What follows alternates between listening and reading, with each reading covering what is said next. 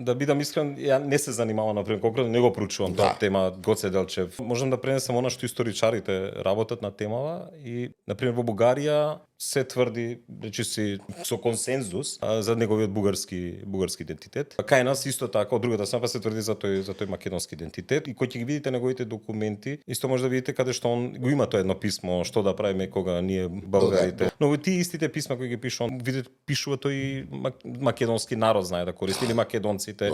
Сега почнува толкување кај нас дека тоа во смисла како што ние велиме денес во македонци, македонски народ кај бугарите дека не, тоа е географски поим, дека нема никаква врска со и тука почнува да се расправаат чиве. И таа дебата, таа караница преминува на политичко ниво, па политичарите почнуваат да судат за историјата и тука влегуваме во замката и во глупоста. Што политиката почнува да одредува вака било, така било, што во суштина не е нејзина работа. Ние не ги гласаме политичариве за да ми кажуваат мене историја.